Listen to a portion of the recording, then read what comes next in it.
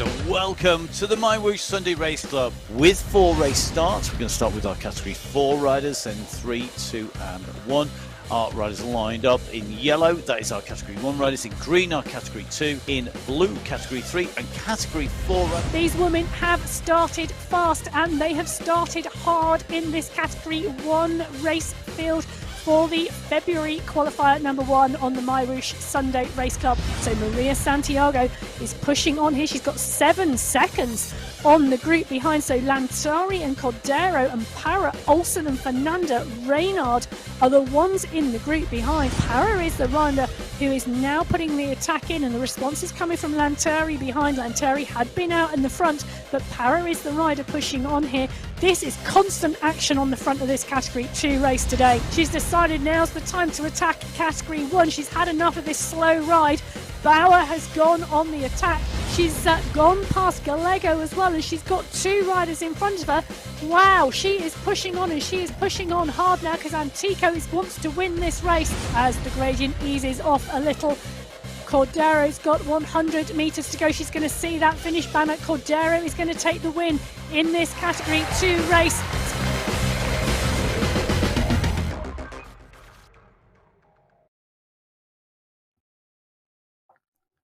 Hello and welcome to Qualifier Race number 2 on the MyWhoosh Sunday Race Club for February. My name's Matt Payne. I'm going to be bringing you all of our race action here today. And as you saw, we had a cracker of a qualifying race number 1. And it's been great to catch up with it. Now, Emma is back with us once again. Welcome, Emma. Great to have you in the studio. It's great to rejoin you. Yeah, good to have you back this week, Matt. So, we are both here for race qualifier number 2 today.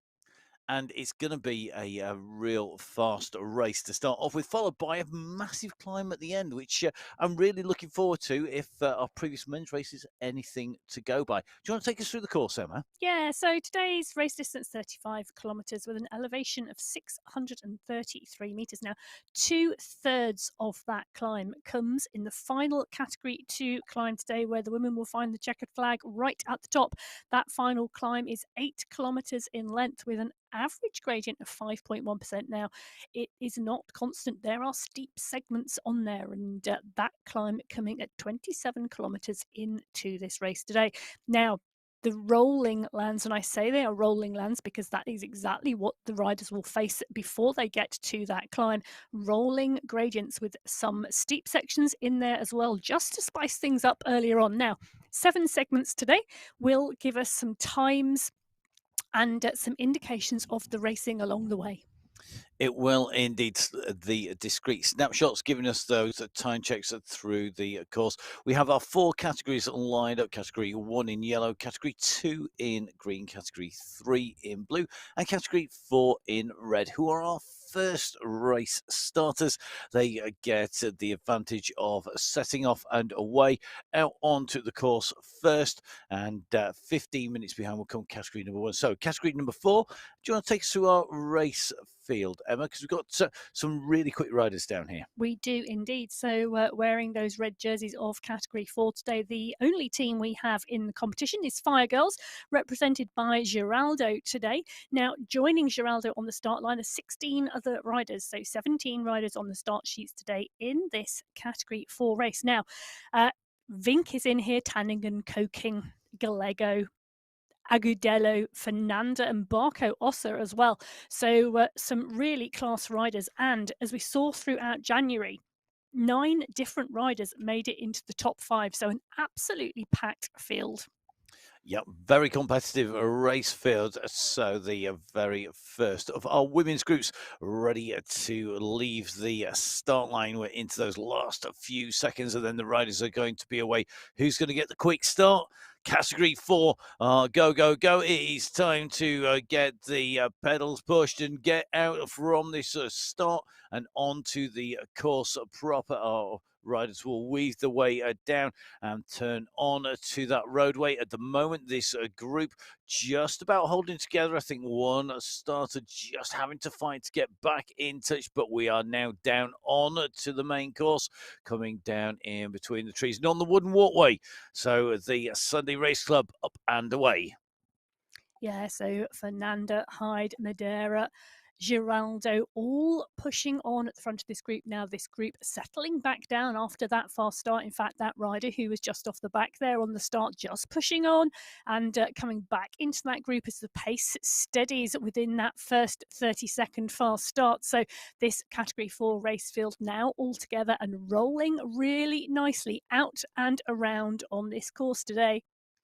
And as you can see, the riders coming in and through the various areas of the Arabian world, reflecting a lot of the places that you can find out in the United Arab Emirates, and going through, for example, Eco City, where we have it all based around ecological farms, where you've got communities around a big long strip of greenery run through the middle, lots of water in there, and of course, lots of sport-specific areas from motorsport to golf, and of course, the cycling provision is increasing with all of the time, and some amazing roads to ride on, some great scenery. We're going to catch up with a lot of that actually out on our roads in Arabia here today. The group's having a nice smooth start here, Emma, and this can be key to having a great race. If you get a nice start, and I say nice as in it's not a constantly attacking start, it generally will set riders up a little bit better, won't it? Now, yeah, it does indeed. Getting out that start gate, making sure everyone's out together and here. But Matt, we've seen a lot of attacking off of this Category 4 group. We've got some really, really strong riders in here. We've seen Tandingen attack. We've seen Koking attack. We've seen Hyde, Vink, Gallego, Agudela, Barco Ossa all respond and push on. Fernanda as well, and we've seen constant attacks off of this Category 4 race field over the last few weeks because of its strength and depth. And one of the riders who tends to go early is Koking. Now, whilst Koking tends to go early when we on a course that has a steep climb at the end, often we've seen her get caught. And indeed, she was caught last week. And indeed, Gallego and Ossa went over the top. Koking finished in third with Agudela and Vink not far behind. So we often see this quite active, this Category 4 race. And it often provides some really exciting racing.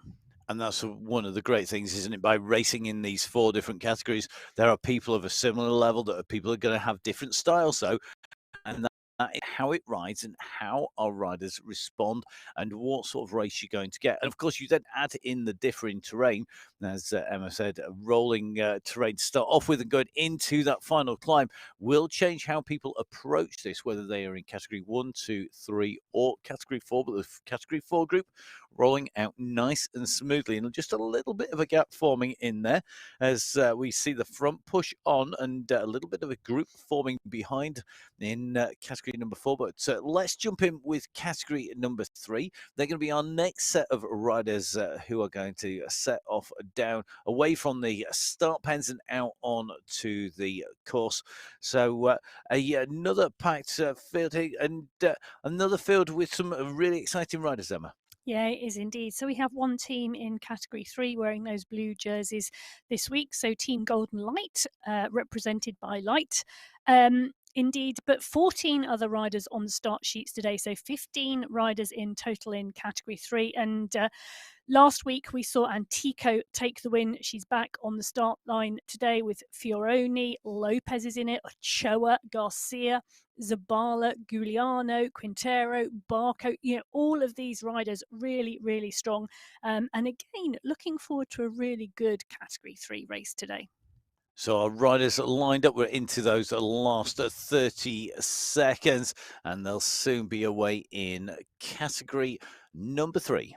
Yeah, so we are in with Agudelo Arias, just spinning those legs nice and easy and not pushing too hard during these final few seconds in the pen.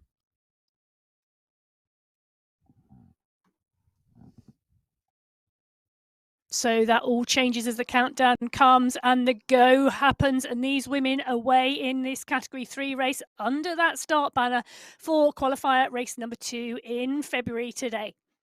So we are pushing through and pushing on. Lopez is at the front of this pack with Ochoa and Giuliano. They are continuing to push out of this pen as they move through as a pack onto this wooden bridge. Lopez is stretching this group a little. We've got 1 or 2 riders just with a little gap back to at the moment. Likely, though, to close that gap. Indeed, they are closing that gap to bring this pack all together. You can just see that as they are off on that start and out onto the course today.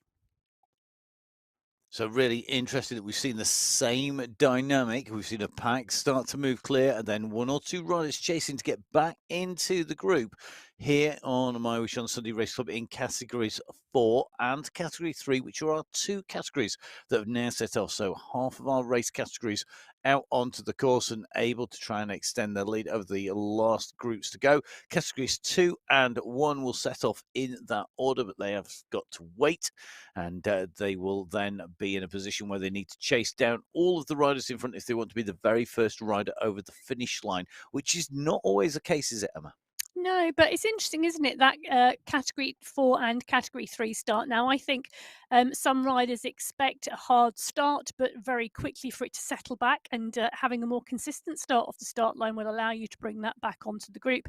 We're just dropping in now with this Category 4 races. Koking Fernanda are really pushing on here. In fact, Koking Fernanda, they have Barco Ossa also for company. So 3 riders pushing clear of this Category 4 race. We said over the last few weeks there's been constant attacks in this Category 4 race. And again, Fernando, Koking and Barco Ossa are proving that to be the case today. Vink and Guzman are the ones leading the chase behind, with Tandingen up there as well. So it's a gap of around 7 seconds now. So 3 riders pushing on and 3 strong riders in this Category 4 race, making the most of this early pace in this race today. So they've opened up a gap. They've set the first time through the first of our segments of a 1 minute 51. We'll see whether that is comparable. This is the chasing group. We're just in with Terry Tandingen, and looks like this pace on the front has fractured, and Tandingen is wanting to get across here, not content to stay in there. This is a massive kick here at over 5 watts per kilo. She can see the opportunity to close down on the 3 leaders and maybe just push clear of the chasing group, and may well think that with 4 of them, this would be the sort of gap that will stay clear. And it looks like she's going to just about make contact as they go over the top here. So Tandingen joining the leading 3 to make that 4 behind Vink and Co. Will now have to have a little think of their tactics. The group, though, starting to form at the front. 4 riders at the front of category number 4. The category 3 riders, a much bigger pack making the way out from town, but category 2 will be our next riders ready to go. And that category 2 race field in the green jerseys lined up on the pens will be the ones that will be taking us out onto the course next. A really cracking race field, and category 2 is always explosive. It's always a really fierce battle. Now, I have to say, some great riders in here and some very strong riders in our team as well. Yeah, so our Category 2 riders today are riders in our green jerseys. So one team here today, Team RT Cycle Zone Ladies 1, being represented by Kokonin, Jadlock, Olsen and Tan. So 4 riders representing that team today. 22 riders overall on the start sheets, and Lantari, Sinelli, Hermason, Pardini, Agudelo, Parra, Reynard. I could keep going. Cordero, Biero, Serna, Gutierrez. You could read the whole start sheet, to be honest, couldn't you? Some phenomenally strong riders in here. You know, 11 different riders took top 5 positions in this category in January, and I just think that tells you about the strength and depth of riders in this field. Well, I wouldn't disagree with that strength and depth in this field. And it does mean it's a lot about how the race is ridden, as well as what the parcours or what the course profile is like as to who will come out on top. So our riders lined up, ready to go in category number 2 here today on the Sunday Race Club. So here we go. The countdown is on. The riders need to get a smooth start out and away. All will want to be at the front of that group. They won't want to have to chase early. This is the cake that's going to see Category 2 out on qualifier number 2 in February for the MyWhoosh Sunday Race Club. Yeah, and we've got Power on the front pushing on hard to make this a difficult start for these riders today. So Angie Power deciding to go straight out the gun at 7 watts per kilo. Manuela Sanchez is the rider trying to cover, but take a look at the top right-hand corner of your screen there. It is decimating the field behind. Look at it. It's strung like a I'm piece of not surprised. string. Look at the power, 7.6 watts per kilo. And Manuela Sanchez. Sanchez is having to answer this. And Fernandez doing the same. Reynard, they are all up against it at the moment. This could see a selection before we even get onto the tarmac here. And this is because of the pace that's being put down by Angie Power. Angie, all power to you. That is some start, and that has mixed things up. If people were getting complacent thinking we're going to have the same start as all the rest, it'll be fine. Oh, no, it won't. Angie Parra has decided to make your life hard, and she's got company because Manuela Sanchez is going to be on the wheel tracks, I think, of Parra pretty quickly. 6 seconds back to Chinelli and Lanteri. So that is going to be a bit of work for them to chase down. Wow, what a start. Looking at that, I think the chase group have sat up already. I think Sanchez and Parrott are going to have this clear, and the two of them are going to be able to ride away from this group. Now, I always think our Category 2 race tactics are really interesting because there is the option to wait for the Category 1 race behind and, if possible, jump in, as we have seen in previous races in both the men's and the women's categories. Now, that completely depends on the nature of the course and how well and how strong and how fast that pack are responding. But if Category 1 are riding a steady state early race and waiting until that final climb, there's no reason those Category 2 riders can't jump in and take the toe back to Power and Sanchez. And I bet that is the thought in some of those riders' heads at the moment, Matt. And they're thinking, let's not worry, we'll just jump in with a Category 1 race. Now, that completely depends on what the Category 1 riders choose to do today. It does, because we've got two things that are going to be working against that. Although it is relatively flat compared to the final climb, it really has got some steep gradients on there. Now, if you can kick at the same power as the Category 1, unless you're a Category 1 rider, you won't be able to do it for as long. And that means that you're reliant on those steep sections of being shorter. And today, although on the profile they look short, they're not actually that short. They are going to push the limits of Category 2. And I think that means that it's going to be very hard for our Category 2 riders to stay with Category 1 today, because I think it will tip them over that little edge of being able to stay in with them. So I think it's a very dangerous tactic to wait for Category 1 if you're a Category 2 rider today because of that terrain. But it will depend, as you say, on what happens in Category 1. If Category 1 just roll through everything, that's not going to be the case. But would you want to wait for that final climb today? Well, we're going to see. The Category 1 riders are just about ready to go. We're into the last minute and a half for our Category 1, the cream of the crop, the elite level riders. Let's jump down in with them. And Emma, take us through what is going to be a tough race for these category riders. Well, Category 1 today, they will be our riders in the yellow jersey. So 2 teams on the start line today. So Spartan Obstacles and Crank Sisters, represented by Brogan and Bauer. Now, Brogan and Bauer, 2 of our really on-form riders at the moment, not being out of the top 5 for a number of weeks, changing positions all throughout that time, but absolutely stellar performances from both. Now, 31 riders in total in this category today, and Borgin is in here. Embring, Covado, Del Rocco, Geraldo Aris has come up from Category 2 over the last few weeks and has still been putting in strong performances. Menendez is in here too. So it's going to be another good race today. Bauer was pipped on the line last week.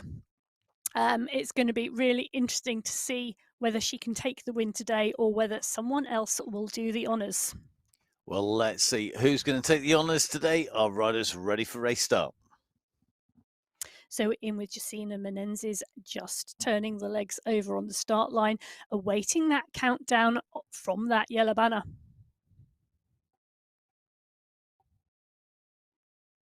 So we are away with the Category 1 riders on the MyWhoosh Sunday Race Club for qualifier race number 2 in February as they come and take the turn onto the course. Menendez is pushing on here, 8 watts per kilo, coming clear towards the front. Jose Velaldes is in there as well. Jojo Bauer making sure she's covering the front and BR Head as well. Embring is in there too. These riders adamant they want to be at the front of this race because you can see the stretch already on that race field. Indeed, they're already starting to make the way off and move through the race field. And it's going to be a very quick start here today. I think this pack, though, they all have the power to get back in to the race. If they were to be distance, it is definitely going to be the case that these riders need to stay in the group. They won't want to get distanced by the speed, by the pace of this group, but looking good at the minute. So our riders out and away, and it looks like Jessica Menendez is on the way through and riding strongly on the front, and looks like she's nicely in this pack, and one of our regular riders. Interesting that Ursula Bardskaya is in this group as well, and Bardskaya can climb really, really well. Yeah, she can indeed, but at the moment, the climbing prowess of Brogan and Bauer has been absolutely exceptional, and it is going to be, I think, for riders to bring it to those two today as we see this final climb. It's 8 kilometres in total distance, and it's going to be really interesting to see the fight that comes at the latter stages of this race today.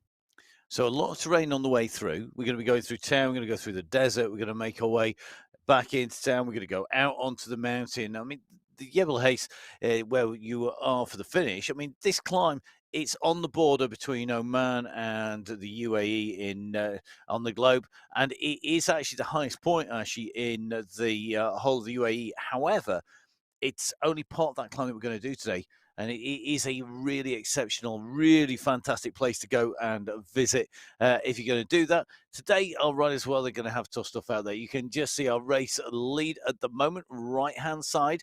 It looks like Kokin has got more company once again, and a very close race in there. And interesting that Kokin has not managed to stay clear. 4 riders were out at the front of that Category 4 race, and you can see there we've got Koking Fernanda Guzman here as well, and it's looking like those 1, 2, 3, 4 riders are clear. We've got a rider chasing hard behind actually there, Matt, and a rider coming cross and over. Now that's Tandingen. Tandingen had made the catch and has obviously been dropped from the group and is now pushing back on. She's got about 3 seconds just hanging off the back to push and catch back on. And de Guzman has made the junction and stayed in there. So really is showing that they are on the limit to get in and stay with that group if we're seeing so much yo-yoing between these riders. This is a fast and hard pace on the front of this group. Currently 3.7 watts per kilo on the front of this group. This is a fast pace for these Category 4 riders. You can see the difference in the draft though, because some of those, the pace further back in that group is not quite as high. So 3.7 on the front, 2s in the group, and that's what the draft is giving you. But Tandingen is not in the draft yet, and she's having to push really hard to get back on. Look at those numbers. I mean, we've just seen nearly 400 watts coming from Tandingen as she kicked down on the pedals. She came onto this long bridge climb at the moment. This is a long gradual ascent, and it really is tough stuff as they go up and over. And if you've been watching the UAE or Women's Tour that is taking place at the moment, it's brilliant racing out there. You'll see that these bridges as they go over can be really critical in the racing, both on the road and on MyWhoosh, because they are big climbs in their own right. Just because it's a bridge doesn't mean it's little. Now, Tandingen is getting dropped here on this bridge as the 4 Category 4 riders ahead of her pull away, and Tandingen not closing the gap. Now, what is interesting, Matt, is the fact that the fast pace and the attacks on this Category 4 race have really put some distance in on the Category 3 riders behind. So now 3.3 kilometres separating the front of the Category 4 race with the front of the Category 3 race. The Category 4 riders are pulling away. They are, and that's a really interesting point there, Emma. The constant attacking, sometimes it will actually slow the pace down, won't it? Because you see an attack and then a lot of resting and then another attack.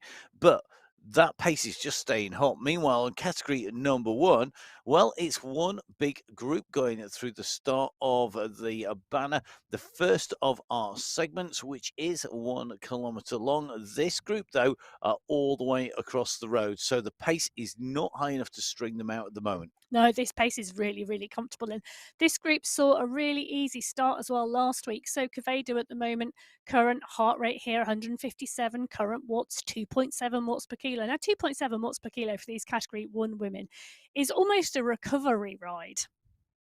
Oof. They are taking this so easy. Last week, I know you weren't here last week, but last week we were in with Gemma Brogan at the start of the ride. We were about 5 or 6 kilometres in. Her heart rate was 113. Ooh, It was a that's really easy, steady start. very steady start, And isn't it? it's looking like our category one women are doing something very similar today. We're having a really easy, steady start again. Well, it's one way. It saves you having to do a warm up, I guess, because you can just. It's not like they went down to the start long enough to I do a don't think warm-up. any of these women didn't do a warm up today. You can't do that now. Looks like Bjarhead is not having any of this. Decided to wind this up. We hit the bridge, and as they come out of town, you can just see the city behind us now as the riders ascend on to the roadway up over the water now, and just starting to stretch this out a little bit here. Maybe shed a few riders, maybe make a few people work a little bit harder. And of course, if it's a big group, everybody's getting a lot of rest. If you get that group and bring that group down, that makes it much harder because you don't get that same level of rest. No, you don't indeed. And this pace really being pushed on here at the front. The group having to push back on, but not doing a huge amount of work. No one is actually just coming out of that group and doing the chase. The group are just making the assumption that they're going to roll back on the wheel at the moment. So, not actually coming through at any real pace at the moment. That's also reflected here, as you can see, because that category one race field is not the quickest through that segment. We had this last week, and actually our category one race field were not the fastest through any segment until we got well down the road. I'm really interested to see, isn't it, that difference. So we've got Jenny Tan leading out of the timings, 1:43 for Jenny. Then it's Janelli. Then it's Asaria Barragan in there. You can see Padani, Matoya, Kekkonen, Holson. And then it's Jessica Menezes, who is in 12th position, the first of the category one riders through. 2 seconds down. And that means that gap is going out, not coming back down again. Yeah, it is indeed. And it gives us a really clear indication that there are 11 riders in that category 2 pack. And then we can take a look and we can see how many riders are in that category 1 pack. So it's she says very quickly trying to do some sums. So I'll talk about Jenny Tan, who's our rider on the screen for the moment, whilst Emma scrolls away through and does the maths to work out our exact splits in there. And that's why Emma does it, because I couldn't do the maths, to be brutally honest. So it is Jenny Tan who we're in with, the fastest rider through that split, and rewarded with a jersey just to the left of her name there. But Tan's heart rate, 140 beats per minute, currently having covered nearly 7K in 13 and a half minutes. Really comfy pace, I think, still for category 2 as well. They might have the fastest time through there, but they are not putting in a crazy fast effort. And again, that's reflected by the shape of this group on the road. Meanwhile, Jessica Menezes just being closed down here, and looked like that was Dagan Mishandi doing the work there to pull a group back to her. You could just see strung out and then forming into a blob there. So come on then, Emma. Scores on the doors are? Yeah, 20 riders in this category 1 pack at the moment, 11 riders in the lead group on category 2. So whilst that 11 rider group are moving faster than these 20 women in this category 1 group, there is not much in it. So just pushing on up this climb, the power is coming up a little bit higher in this group. We're seeing 4.6, 3.7 watts per kilo. In fact, as I start talking about it, they start riding easier. But the front of the group is indeed pushing on a little, but this pack is so close together, Matt. There is very little difference in pace amongst any of these riders. and we're on a climb. This is a potential trigger point. This is somewhere where you can try and break clear. They're currently at 5.8k, 14k covered for Coking at the moment in the lead of the race overall. She's a long, long way down that road, and that could take some pulling back. But we have this massive climb at the end, and it's all too easy, I think, to fall into the trap that, oh, we can do it all on the climb, because it doesn't always happen. Well, currently about 8.3 kilometres separating this group, with Coking, who is the leader on the road at the moment. And Coking looks like she's doing what she does, and she does well early on in the flatter parts of the ride. She's pushing on and pushing on hard. And we'll see what happens when she gets to that climb. But just dropping into this Category 2 race, we're seeing Manuela Sanchez, the rider who has pushed on and is out in front, being chased by Lantari. Lantari leading the rest of this group back to her as Lantari pushes on at 5.3 watts per kilo to close that gap to Sanchez. Sinelli is on her wheel as well. And this group now all coming back together again. But as you said, Matt, these little bridges are key triggers, and that's exactly what's taken place in that Category 2 race. Well, really interesting. The different dynamics as you move between, say, categories 1, 2, 3, and 4 here today on the MyWhoosh Sunday Race Club. We've got some great riding, but very different riding styles coming out from the riders. I'm not sure which of these I would like to be in, Emma. If this was you were racing on here, which if you, on the basis that you could stay with any of these packs, which style would you prefer to be? Would you prefer to be in the steady state style or the explosive one? I think at the moment, given the profile of the course today, I'd be sat on the back of this group. I'd be taking as much draft as I could from a larger bunch of riders as I could, and I'd be getting a big tow to 27 kilometres. And then time trial on your way to the top. Exactly. Whereas if this was me, I'd much rather be going really, really hard on the short, sharp climbs to break up the racing and to really give the climbers a hard time chasing on the flat afterwards. Because if you are not a pure climber, being able to kick on those steep sections, really do an explosive sprint effort, make the climbers work there, but then carry on over the top, so that these little skinny climbers have to push against the wind all on their own on the next section. That, for me, is the way that you've got a chance to break it up before you go into a massive climb where you could potentially lose a lot of time. Explosive sprints and my riding don't go together. You said that, not me. We won't talk about the top of the long climbs in the Peak District where you end up waiting for 5 minutes getting cold. So our riders out, no danger of needing a flask or of getting cold here today, because of course we are in Arabia here and it is incredibly warm. I'm sure you've been watching the pictures from a lot of the racing that is coming out from the UAE and all the way across the Gulf, because of course we have got the UAE Tour for women on at the moment. We've got the men's coming up, the Saudi Tour in action, and some great action coming in from the desert sands and from the amazing cities and the architecture that is now characteristic of all of the area and reflected in the worlds of Arabia and on MyWhoosh. So some great racing to be had and some great watching as well. But we are in with the Category 1 riders here on the Sunday Race Club, coming to you every single Sunday of the year. There's nothing going to stop the racing coming out, I don't think, on the way through. We've not managed to miss one for a long, long time. And great to see that the riders at the moment are really trying to get those prizes. Top 5 riders taking away prizes in qualifiers, and that then has the addition of the team prizes. Now, last segment, we saw a whole load of green jerseys. This time round, it's the yellow jerseys of Category 1. It is indeed, with Menezes coming through in 1 minute and 40 seconds. And take a look at that. So we have our top 12 all within a second of each other, indicating that group is rolling really strongly now. They are indeed.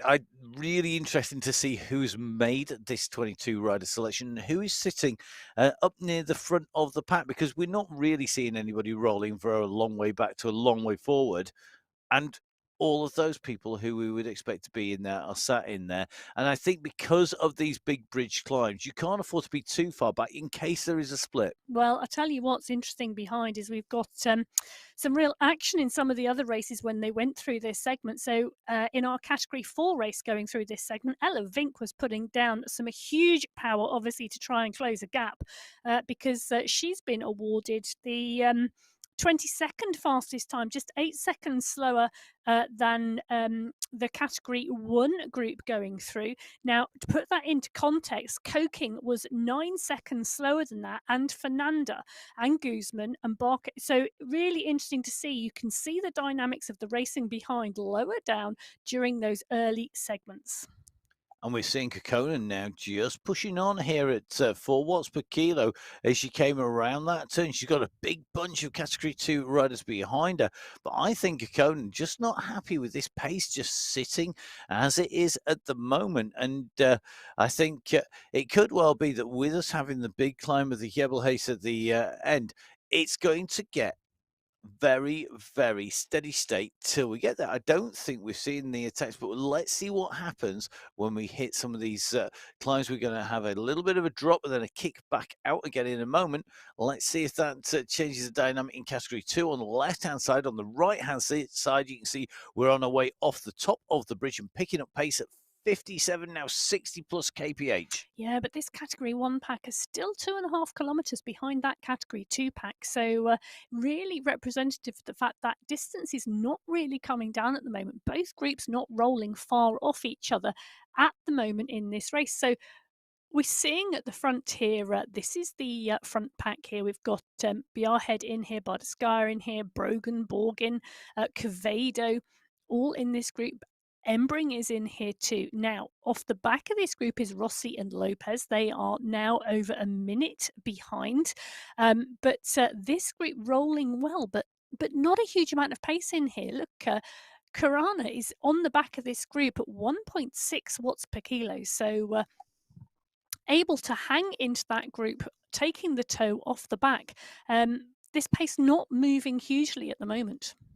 It's not, but we are just seeing the riders trying to just tuck in. They don't want to lose the group, do they? Because although it's not rolling that fast, once you lose contact, you can be in trouble. Interestingly, also, not wanting to lose the front of the race, Eleni Chinelli moving up onto the wheel of Kokkonen here. So we've seen a counter attack, a move to bridge across, which will mean that our one race leader is now 2. Yeah, and these are a good 2 riders if these can work together. Kokkonen and Sinelli.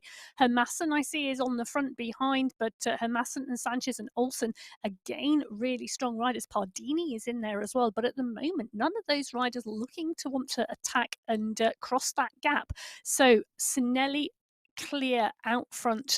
These 2 riders now just pushing on here. No real response coming from behind. Hermassen on the front of that group sat at 3 watts per kilo. So I don't think they're looking to chase these 2 down. So Kokkonen and Sinelli clear at the front of that Category 2 race. And time to push on because you either want to get on with it or get back in the group. Just hanging out the front, doing all of the work on your own or even with 2 people, unless you're actually going clear or you're heading back to the bunch, you need to stop. So Anna Embring here in the middle of this pack, Menenzes, Manjandi, Bauer, all here as well. Borgin is here, Bardeskaya is here, Brogan, Etcheverry is here. These riders continuing to work well together, continuing just to roll in this group. I'll tell you something, Brogan and Del Rocchio at the moment are the 2 riders who we're not seeing right up on the front and we're not seeing right at the back. They are just sitting in the middle of the group, being very careful with their effort. They are really just doing that proper high down the way. Maybe they were listening to what you were saying. Well, both of them absolutely fantastic climbers. Del Rocco took a bow on the line last week. Brogan came in 4th, and we've seen some great climbing off of all of those riders. Now, if I was them, I'd be sat in this group and I'd be waiting till the end. I think it is very much case. You only have a set amount of energy in the tank. You can't go do some in-flight refueling, no matter how good you are with your gels, with your nutrition. You've got a certain amount of times you're going to be able to kick in a race, and if you burn all that up too soon, you're going to be in trouble. The more you can say for when it really matters, that is going to be key. Whether Kokonen's got it right going off the front in category 2 with Chinelli, not so sure. You can see category 3, that lead is all back together again. It is indeed. And taking a look at that, it's 1.3 kilometres in front of that Category 2 race field. Now, interestingly, I did notice one of the Category 2 riders in with that Category 1 lead group. So they'd obviously swept up the back of the field already. And I didn't notice who it was, but there was indeed a green jersey in there. These green jersey riders just coming through and past a back marker in that Category 3 field and continuing to tap on. So just taking a look down here, I think it is Di Garcia who's in there. Emma, is that right? I'm just trying to take a look at that rider list, and yeah, it is indeed a Gracia. Just tapping along at the back of that group, having been picked up. Now, this pace is comfortable enough for her to hang in with this group of riders. So, tapping along very, very comfortably with this pack of Category 1 leaders. And a great time to get caught as well, because you're not on a steep climb where that difference in power to weight and absolute power is going to make a difference. It's, moving in a group on a relatively flat piece of road. That's the time to hide. And if you're going to get picked up there. Use it as much as you can. Yeah, it is indeed. But I'm sure if we tapped over to one of the Category 1 riders, we'd see the difference in heart rate and the difference in effort to stay in this group, because our Category 2 riders' heart rate is sat at 180 at the moment. The last time we saw one of our Category 1 riders at this pace, it was about 150. So much more effort coming out. In fact, look at that, Borgin, 126. Wow, that is a big difference, isn't it? Even allowing for physiology, age, and everything else, a lot of that is going to be about just where people are at in their riding and in their training on the way through. And I think it's going to be telling, because as we come out the end of the tunnel, we've got a climb that's going to kick into our Category 1 riders. Category 2 are climbing up in through underneath the water. Category 3, while they're making their way out of town, and Category 4, well, they're currently our leaders. They're heading back into the desert again. So 4 very different terrains for our 4 different groups of riders here on the Sunday Race Club in the new revamped world of Arabia. And some great riding by our Category 2 rider, Di Garcia. And the right-hand side jumping in with Category 1, and she was caught. And this will help bring her back towards that pack, won't it? Yeah, and Kokonen, the 2 riders who are out, are now back in this group. So this Category 2 race lead all together again. Those 2 riders were out the front, but they are all now back together. They are down the road about 1.5 kilometres from that chase group of Category 1 riders, but Sinelli, Reynard, Barragan, Tan, Kokonen, Olsen, Fernanda, Barragan, Hermassen, Lantari, all in this group. So this front group of this Category 2 race, absolutely stacked with class riders. So coming up towards the end of the tunnels, this climb will ease as they come out from the underwater section, and then they will go in to a bit of a downhill section here. They're currently at 15.6k, so they're going to have a little bit of an easier run out from here, and that then means that they should start to pick up a little bit more speed and a little bit more pace. They are at basically 15.7k. The Category 1 leaders currently at 13.9. Yeah, and these Category 1 leaders coming onto this blue banner, the blue banner signifying the end of segment number 3. So segment number 3 is a 3-kilometre segment, and it's been rolling terrain throughout that segment. So interesting to take a look at where these riders sit. So the attack from Koking on the front of that Category 4 race, giving her the fastest time through that segment, but wow, only just. But Koking Category 4 going through it pretty much half a second quicker than the lead pack of Category 1 riders, so 4 minutes 51 seconds. So Koking, Menendez, Giraldo, Estrada, Bauer, Bardescaya, Del Rocchio, Ramirez, Manshandi, Biarhead, rounding out that top 10. So great riding, very quick riding as well. Interesting to see just how fast, and only half a second separating the speed of Koking and Menendez there, are really indicative of what a ride that Koking is doing, pushing on. But last week it didn't pay off, and it is a risky option, isn't it? But it will, it's great trading, even if it doesn't pay off for the win. Yeah, and we've seen before when there has been a mountaintop finish in the women's race. Coking in that category 4 race tends to push on and push on hard during the early stages and create a gap. But then I'm going to say more often than not, the group bring her back on the climb.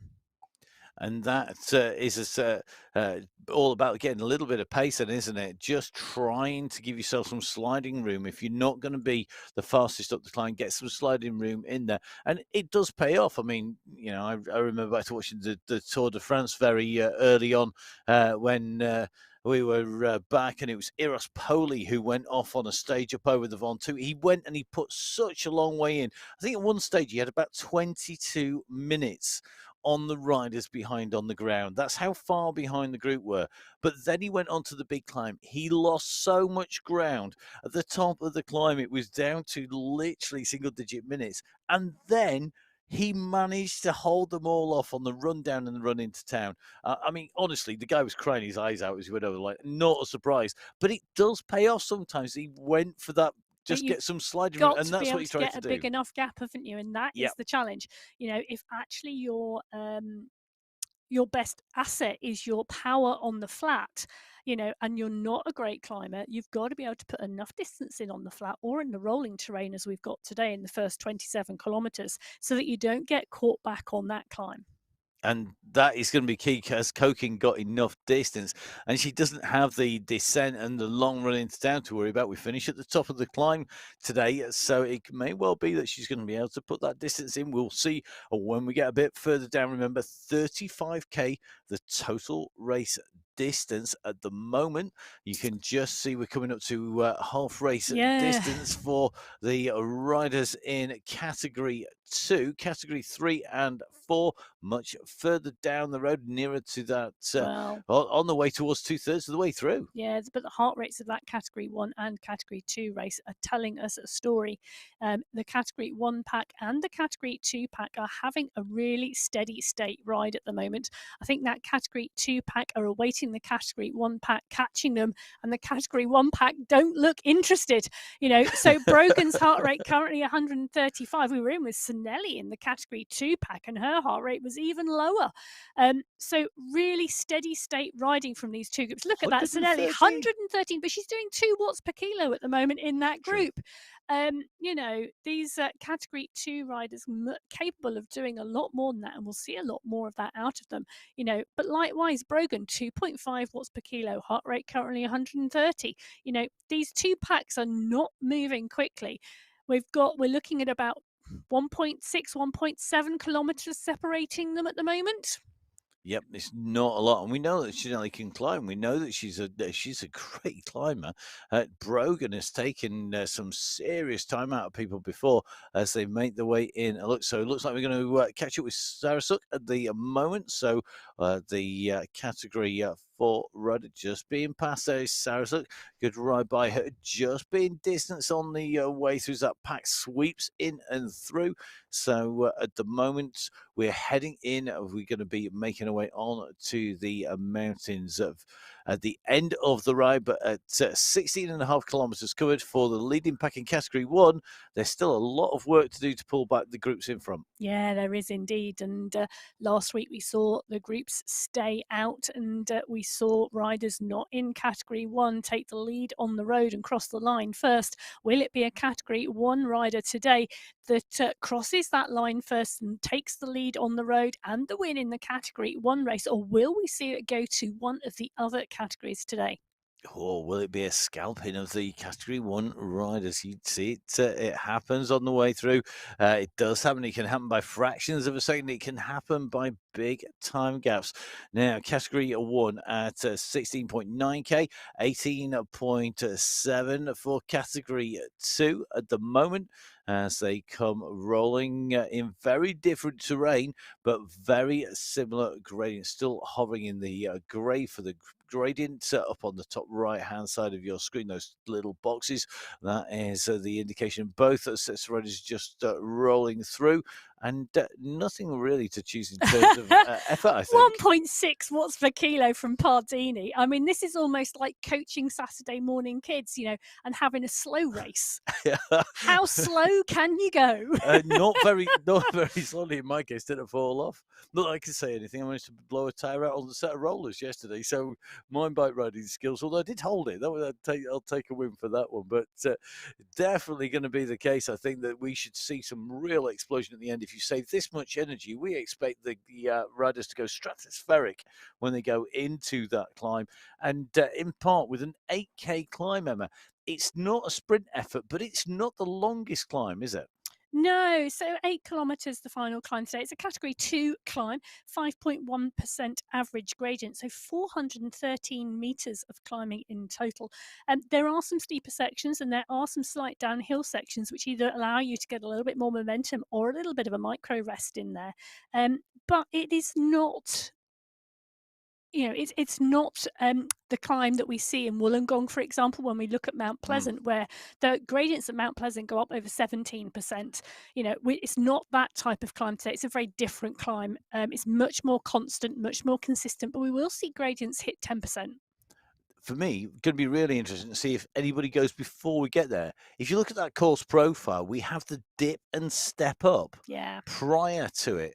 And that dip and riser would give the opportunity just to break that group before it actually hits the slopes at 27K. So it's coming in on what I would estimate, 23 and a half, 24K in. And that, for me, that kicker coming into the base of the climb would be a great place to really put a few people in trouble, because the bit behind the next section, that's only going to be about a K and a half to bring that gap back down again. That's not huge. So it may well be we're going to see that on that section of climb. So our riders at the moment out on course and heading in that direction at the moment. Angel and Hadlock at the moment just in danger of being pulled back, I think, by that yellow pack that is coming behind. You can see them on your screens, just starting to make the way up, and they're going to make the catch. Hadlock, of course, a cracking Category 2 rider. Yeah, so off the back of that Category 2 pack, Hadlock is the one who is going to get caught up and swept up in that Category 1 group first.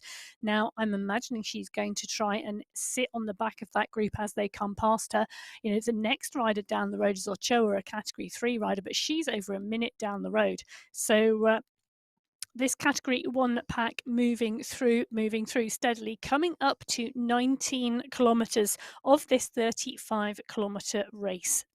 Well, if she could stay in for a while, it would help bring down that 2.5-minute gap to the group in front. The pack of leading riders that's on your screen on the left-hand side, a good 2.5 minutes in front of Hadlock. Hadlock has to really catch a ride if she wants to get that distance down to the riders.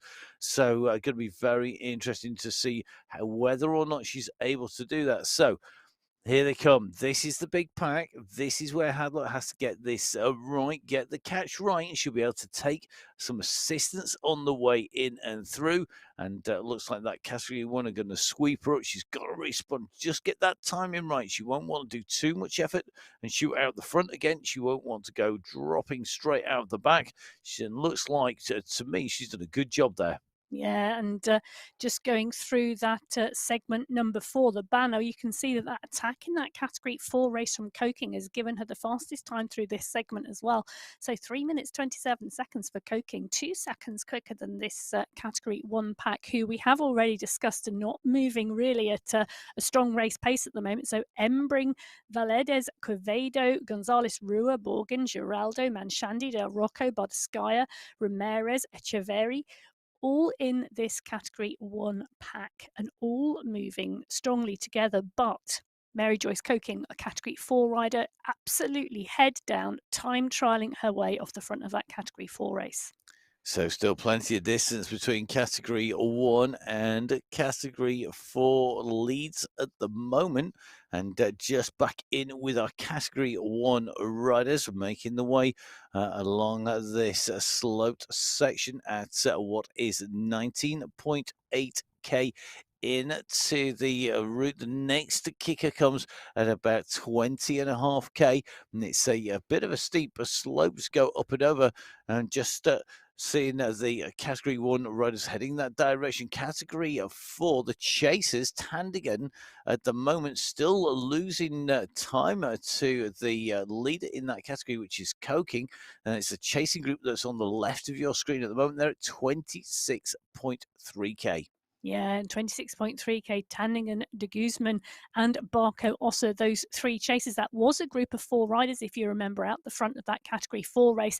And then Coking has attacked in her normal early stages of the race and has put in that distance to them. So Coking out in 1, Tandingen and the company that she has in that group of 3 chasers chasing hard.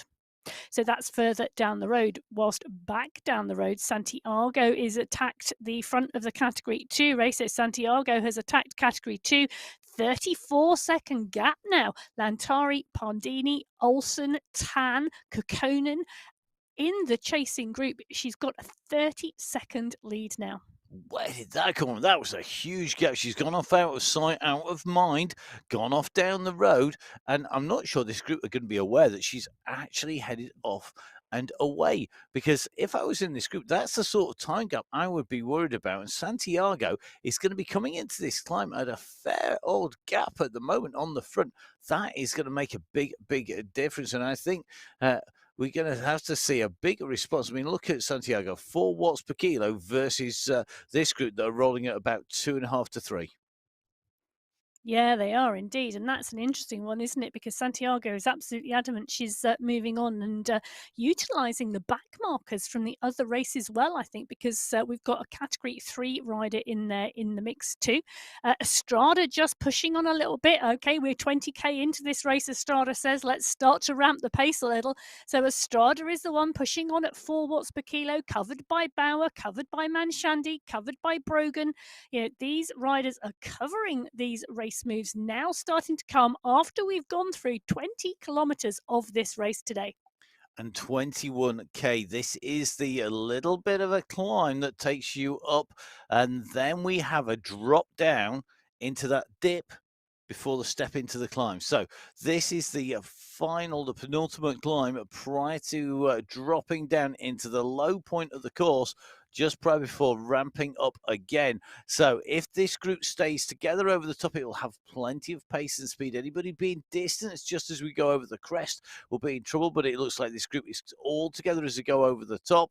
It's going to level off, and then it will start dropping in steps down, and then we will start ascending. And from there on in, realistically, we are going to be ascending from about the 22.5, 23k marker right the way through to our 35k finish. And you can just see at the moment this group, they're more than comfortable. They're chasing the riders in front, and one rider who's definitely on the move, Santiago, still keeping that pace high. Those watts per kilo still sitting up around that 4.5 watts per kilo. So left-hand side of your screen, you just see Santiago's just gone through the end of that segment. It'll be really interesting to see what her time is versus Coking, who has been taking segment wins on the way through. And of course, this big chasing group behind, who are now starting to descend down to the low point of the course before they start to ascend up onto that final climb. So as the push continues to come on from Santiago on the right-hand side of your screen, she is still over 2 kilometers clear of the chase group of that Category 1 field behind. You know, a little bit further down the road, this is the Category 3 race at the moment. Barco is at the front here. You know, this group here, let's take a little look at how many we've got in here. It is a Category 4 rider they are chasing, so it is not a rider down the road. This group is the lead of the Category 3 race field. And we've not seen so much of the Category 3 race field so far this week. The group have whittled themselves down to this leading pack at the moment, and the gaps have opened up to riders like Giuliano behind. So looks like Jackie Giuliano just being distanced 20 seconds. Fioroni currently just hovering behind the leading group, but this will be really interesting to see what they do as they go on to the climb, because of course all these seconds could be immaterial by the time they get to the top of the Hebel Haze, which is on big climb to finish. The riders at the moment on that flat run in. Remember that climb, it starts at 27 Ks in and the full category 2 climb. So starting at 27K. At the moment, we're at 25.6. Yeah, so this lead group in the Category 3 race at the moment, Agudelo, Reyes in here, Ribaldo, Quintero, Lopez, Giuliano is the rider off the back here. But these riders riding strongly together at the moment, and the pace moving really well for this group. It is, and it looks relatively calm, doesn't it? You're not seeing people yo-yoing up and down and through the group. They're sat there at a pace and look to be riding really well. So that's the right-hand side of your screen. The left-hand side of your screen, we're in at the moment with De Guzman. De Guzman has a company as De Guzman goes over the top, moves from third into second place. Vink starting to move up, but these riders at 28.15K are onto the climb. Coking still in front of them, continuing to push onwards, but category 3 riders and category 4 riders, they are in a battle. We'll see who's going to take this out. It's the category 4 who are onto the climb. Yeah, so our Category 4 riders at 28.3 kilometres into this race, our Category 1 lead pack at 24, so 4.2 kilometres separating this Category 1 lead pack with the front of that race at the moment, as Echeverry is the rider pushing on here, but not pushing on particularly strongly. This is just a good, strong rolling pace in Estrada. Bauer, Gonzalez, Rua, all rolling through here and now showing us the results of segment number 5 as this pack have rolled through. And for the first time, I think today, we are now seeing Category 1 taking the fastest time through the segment. So 3 minutes and 15 seconds, segment number 5, a 2.5 kilometre segment. And that pack all rolling through, the top 12 riders all within 0.75 of a second of each other, just showing how strongly they are riding as a group. I'd be really interested to know, Emma, how far down. We saw Santiago in Category 2 and Coking. There are solo attackers who've gone clear in Categories 2 and 4 respectively. Are there times a long way out on the riders in the Category 1 lead? So I'm just taking a little look back here through. So we have our Category 1 riders, our Category 2 pack, Pardini, Montoya, Reynard. They are going through around 11 seconds slower than our Category 1 race field, our Category 3 field. So Coking that time going through 12 seconds slower than the Category 1 pack. So Tanligan, Coking and Barco also riding about as fast as that Category 2 pack to be out in the lead in that Category 4 race. And as we come out from this dip, this is this climb out from the dip that we talked about. This is the ascent here, and this is why there was that wind up from Category 1. They wanted to be on the front. Borgin leading at the moment from Bauer as they come up here. This is the kick out from that dip, and this is a steep section. They're going to have a flat run in from here to the climb proper. This, the penultimate rise before that big climb, and you can just see that there are plenty of people ready to take up the running up on the front. They just go in to the start of the segment as we hit 25K. So this is the start of segment 6, but as they get to 25K, the road levels off, and that is the end of that section. So as they've gone in, I don't think they've lost anybody on the way through. Just going to take a little bit of a look. I think everybody together, so it didn't break anyone up. Now let's take a little bit of a look across. Right-hand side of your screen is Maria Santiago. Santiago still leading Group 2, 18th rider on the road. Then you can just see the left-hand side of your screens. We're just watching Carla Fioroni at the moment in Category 3. She's got riders in front, and this is the group that she's chasing. And I think it's going to be Ribaldo who's leading our Category 3 riders. So our Category 2 leaders, Category 3 leaders, all making the way on the course. But you can just see here that the riders are pushing, and Fioroni, after having caught the riders, has gone flying through. But I think we're going to now see a real push now as they come up here, because Emma, we are on to the final climb here. We are indeed on the final climb, this Category 2 climb that sees the checkered flag at the top, and this Category 3 race group with Fioroni, Barco, Quintero, Lopez, Higuita, Agudelo in here as well, are about to see if they could turn over and look over their shoulders. The leader in the Category 2 race about to come onto them. Now, it's a minute and a half down the road to the Category 4 race, because that Category 4 race had such a strong start today, and they've put in such a fast-paced race at the early stages of this race. There's a good strong gap still in existence as they've come into this climb, but Fioroni is the Category 3 rider who is climbing strongly, but Barco and Lopez are shutting it down. And we've got these riders in here. Agudelo Arias is also in this group, Quintero as well, and they are continuing to push on in this Category 3 race. So 5 riders up the road in front of these riders. It means that Fioroni going through and again looking to attack and to climb away is in 6th place. Further down the race fields in total, Madonna Degamashandi leading the group into that right-hand turn. They're at 26.5, so they're now on the run towards the mountain and on towards the climb. They've nearly completed the flat section, and this is where they should be starting to get really, really nervous, because you can see the mountain in front behind the buildings. You know that you're coming in.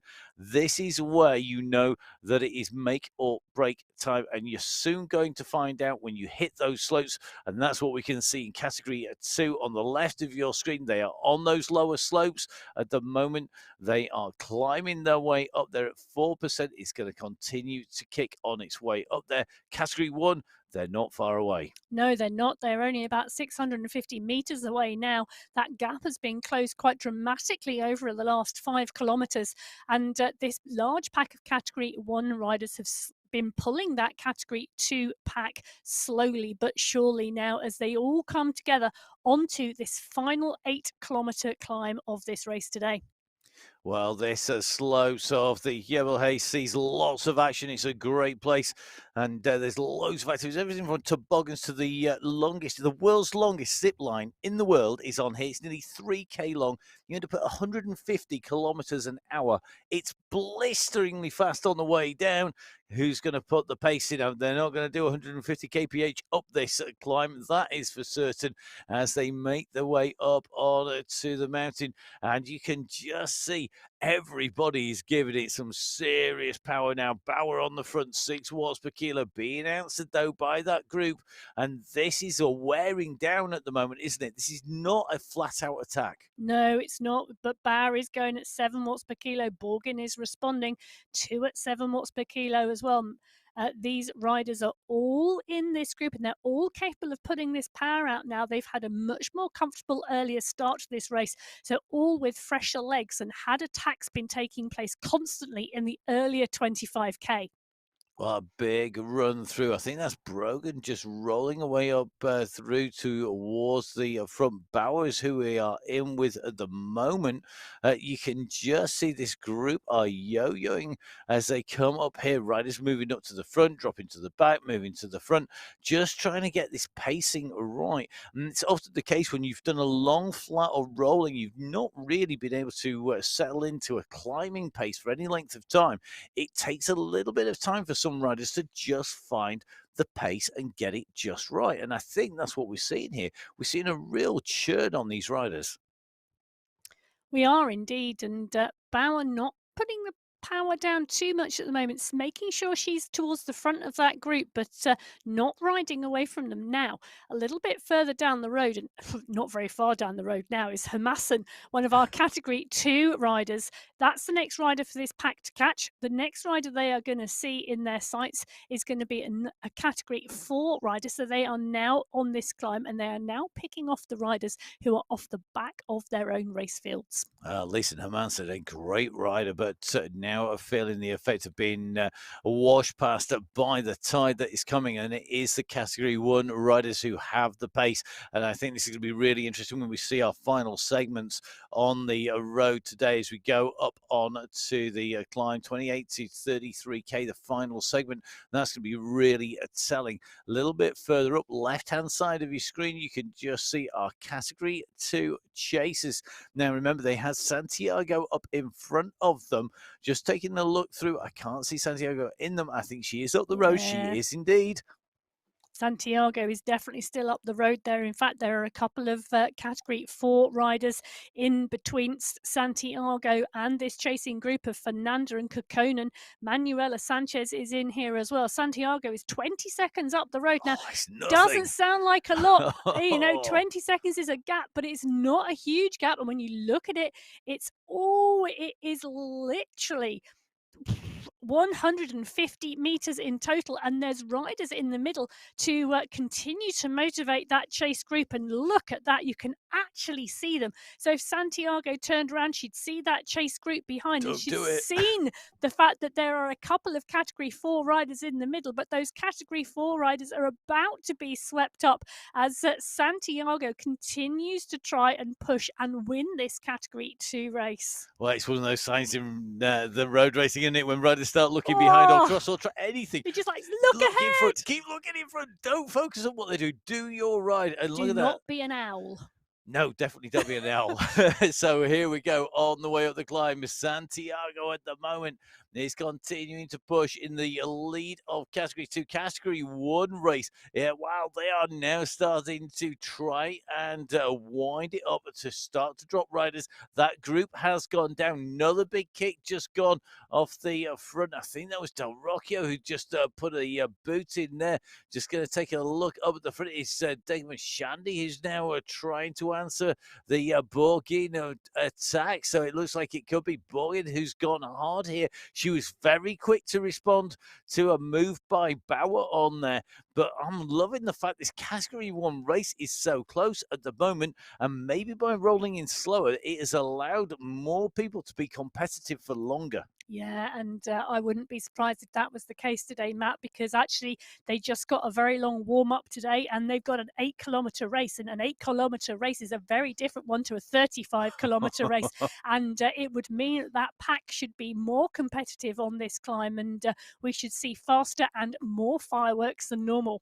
Well, the Category 1 are just directly below. If Santiago could look over the rocks to her left or right, directly below is the Category 1 riders. They are coming up pace. They are really closing this down. And you can see behind Santiago, this is the pack of Category 2 coming at her. So she's losing pace. She's down at 3.2 watts per kilo now. The group behind her at 4+ watts per kilo. And here they come. Now, has Santiago eased a little bit to get some recovery, or has she blown off the top? Well, that is a really good question, and one only time will give us the answer to, as Santiago is caught by that Category 2 pack. And look at the size of that group climbing this hill together. Sanchez, Reynard, Olsen, Pardini, Montero, Fernanda, Tan, Kokkonen, all in here and all climbing well together. I haven't seen a pack that large go up a climb like that for a long time. Well, guess what? There's another big one coming behind, because they're not far behind. They're on the same. That's the same building you can see in front. The gap is coming down. Ramirez has been powering away on here, but it's Bauer now on the front at 6 watts per kilo, trying to push onwards. Borgin has answered this, and you can see that the riders on the front are pushing, and that is the Category 2 leaders in front. They're going to come together on this long slope. They came around the turn, and they were separated by some serious distance. They've been on this straight for a long time now, and they are going to have them before they come off this gap. As they go into the right-hand turn, you can see Category 1 riders are absolutely flying. Now, this is going to be really, really interesting. It's going to be so interesting to see what happens to these two groups to come together. Brogan has pushed on, and Brogan has kicked hard to go up and over the top. Brogan is kicking at 8 watts per kilo, because it's looking like Brogan wants to go straight past this group. She doesn't want anybody jumping in, and she doesn't want to get caught out in the melee. Well, she's gone hard, hasn't she? Look at this. Brogan goes onto the wheels, takes a brief respite in those wheels. I mean, we still do 30 kilometers an hour I know. up here. That is nearly 20 miles an hour in Imperial money, and that is worth taking a draft on that group. So if you're going to attack, that is definitely the place to do it. And she has elicited a response from Bauer, from Degan Mashandi, from Ortiz, who are all trying to come up. They go onto her wheels here. What a move by Brogan. She had been quiet. Now she's made that move.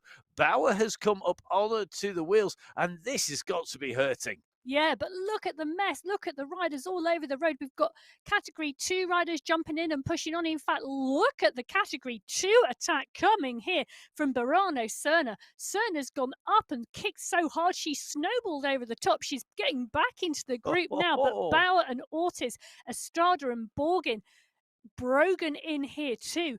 These riders really pushing on. Ramirez is in here as well. Ramirez doing an outstanding climb today. Yeah, I agree. Ramirez has been right up in the mix. She's been covering the moves a lot of the time, as well as making the moves now. So Ramirez on the way up. Daniela just trying to stretch the legs again. 6 watts per kilo again, kicking ahead of Borgin, then Bauer, then Del Rocchio. This is a real who's who as they come up here. Now Borgin goes up over the top. They're closing in on the Category 3 riders. It's not going to be long before Vink and Co are going to see them, and then they're going to be into the top 10. Will they catch back our leader before we get to the finish? We're at 31k at the moment, and Agadella is going to be the next rider who sees the flying Category 1, led by Borgin now with a little bit of a gap opening, but look at Brogan go after her now. Oh, I know these riders are hitting it thick and fast now. So it's Vink is the next rider that's going to get caught and by this group. In fact, those Category 4 riders look like they're standing still. The Category 1 riders, those yellow jerseys, really pushing on now. The green pack coming through and over the top of the red jersey wearers. They're continuing to push on, and we've now got 4 races all close together now on this mountain as Borgin pushes on, chased by Brogan. Brogan's back up on the wheel. Manshandi is there as well, and Bauer and Ortiz. It's a 2-second gap back to Ramirez, 5 seconds to Quevedo, 5 seconds to Estrada, and Estrada I know can climb well. Well, Estrada can. I mean, Estrada could take this victory. We know she's capable of that. So is Quevedo. So is Del Rocchio. I mean, this is just decimating the field. And this is the gamble the riders are taking by rolling in slow. If they keep that pace slightly higher, I think they would have an easier time as a climber actually on the climb. And that is just because we are seeing the attacks coming by people who know that they've got a little bit of chance of going when they wouldn't previously have that. Now, left-hand side, you're seeing that big fight in Category 1. Right-hand side of your screen, it's Mary Joyce Coking at the front of the race altogether. She's at 33.6. The chase is at 31.8. But the pace difference, they are doing double the speed most of the time between these riders on a very similar gradient. That is the power of our Category 1 riders. Well, the power of our Category 1 riders has still got a big group together. So Quevedo is just off the back of that group. Estrada just behind Quevedo. We've got Ramirez, Ortiz, Bauer, Brogan, Manshandi, and Borgin. Those are the lead riders in this Category 1 race field. And Manshandi's just gone over the front. She's pushed on past Borgin. Brogan's in 3, Bauer's in 4, Ortiz is in there as well. These riders just continuing to push each other and continuing to light up this race. Well, great to see this battle here. There's still 5 riders. Next attack goes over the top and then eases up. You can just see they're yo-yoing through. They're catching riders. I'm not sure whether they'll get the leaders of Category 3 and Category 4 at the moment, but this is very close. Fioroni along with Kokin are rocketing up here, but look at the numbers coming out, Emma. Well, Ramirez has just made the juncture back to this group. So this group is now 6 riders. There's 5 finishing prizes, 5 places in that prize money. There are 6 riders in this lead group in the Category 1 race. They are at 32.5 kilometers of a 35-kilometer race. There is not long now for this to be decided. There isn't, and we're going to come up. We're going to do a tight left-hand turn very shortly and back over on ourselves. And we're just watching the category one on the left of your screen, right-hand side. Carla Fioroni is continuing to push. I tell you what, she's putting some major numbers up. She's still over 4 watts per kilo most of the time here as she pushes up this slope, and she's trying to make the most of this slightly easier gradient into this left-hand turn. And I think she's going to set a very fast time through here, but I don't think it's going to stand up to the pace of our category one riders. Kokin already through that point, of course. Fioroni second place, but look how close the riders behind are. I think Fioroni has seen the fact that categories, not just category one riders, but other categories have been able to take the win on the road in the Sunday Race Club and stay clear. And Fioroni is seeing that she's only 2 kilometers from the finish line, and she really wants that. But this pack are coming, and this pack are coming fast as we go through that final segment. That final segment is 5 kilometers. Oh my goodness, look at it. So Ortiz goes through with the quickest time, 10 minutes 58 seconds. Manshandi is there, Brogan, Borgen, and Ramirez. Bauer all within half a second of each other. The top 6 in that category one race. Quevedo 8 seconds back. Estrada has lost 22 seconds in there, but the other riders are riding strongly. So here they come up to Fioroni. Fioroni had lost 3 minutes on the fastest time. Kokin had lost 6 minutes in that segment on the fastest time. That is how fast these category one riders are going. They are taking not just seconds, they're taking minutes out on the way through. And the next rider is going to be Fioroni. Now, can Carla Fioroni jump in, try and take some inspiration from the category one riders coming through? Look at the speed. Well, look at the speed that they're moving at, but Kokin's got 400 meters till she sees the finish line. I think Kokin in the category 4 race is going to take the win on the road today, because I don't think this category 1 race are going to catch. I don't think they are. I don't think they're going to be able to. They are at 33 now. Let's go. We've got Kokin on the right-hand side. She's 1 kilometer up the road. This is going to be tight here. So thank goodness we've got split screens. Right-hand side, front of the race, Mary Joyce Kokin, category rider a lot lower down, going off in category 4, got the lead. She went early. She's just about going to hold on, I think. Left-hand side, this is Elizabeth Borgin at the moment, who has got the lead in category 1. It's only by fractions of a second. You can see the chasers are coming. This is going to be frantic, but I think Kokin can see the banner. Yeah, so Kokin comes around the corner. She's 120 meters from that finish line, and she can see that straight up the road ahead of her. So Kokin went hard, and she went early in that category 4 race, and she tried to put in a massive gap to hold. She started 15 minutes before the chasing category 1 pack behind, and she has utilized that time to her advantage as she continues to tap on those pedals, and she crosses the line first today. First in category 4 and first on the road on the MyWhoosh Sunday Race Club. Well, she has put in a ride. She might have lost nearly 7 minutes on this climb, but she had a big enough lead to take this, and it could well be that this is going to be Borgin's day here today. She's ahead of riders like Bauer, Ortiz, Dagan, Mashandi, and Brogan. And Emma, this is our category 1 leader with a 5-second gap. That's the biggest gap I think we've seen a category 1 rider with all day. Yeah, she's got 700 meters still to race though, Matt, and this chasing group behind are chasing hard, and they are all together. So Ortiz is kicking here, Bauer is there, Ramirez and Brogan and Manshandi. You cannot discount any of these riders. Quevedo is having a strong climb behind, but Ortiz is pushing hard. Ortiz is leading this group round the corner, because up ahead is the leader in the category 1 race. Bauer is kicking at 7 watts per kilo. Borgin is at 8. They are moving, and they are moving hard into the last 500 meters of this race. And Borgin is leading. Borgin has the gap at the moment of 5 seconds. Is it going to be enough? We're watching the timer tick down. We're watching that distance come down. She's pushing, but look at Bauer go. Bauer is now on the pursuit at nearly 9 watts per kilo. Bauer's trying to chase it down. They're going to come around this turn. There is hardly any distance left. Come on! Look at this. Look at Ramirez go. Ramirez has come on the right-hand side. Ramirez has got some extra speed. Where's she found that from? Bauer is going to go round the side. This is the run for the line. It is indeed, as Borgin is kicking hard. Borgin's kicking at 8 watts per kilo. Bauer's gone at 12. Ramirez is at 14. Manshandy is kicking and Ortiz. They are all going for this. And can Borgin hold on? Borgin takes the Category 1 win. Ramirez in 2. Bauer in 3.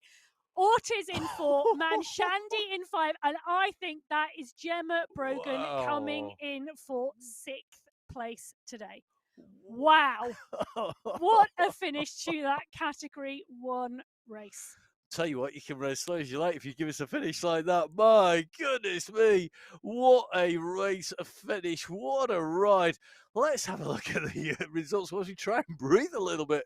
So it is Borgin with the win by 0.665 of a second from Ramirez. He went an astounding ride there with Borgin. Then it's Bauer 1.1 seconds down. Then Ortiz in 4th. Then Manshandy, another amazing ride. A great result there. 2.4 seconds down. Then a little bit of a gap back to Brogan and Quevedo.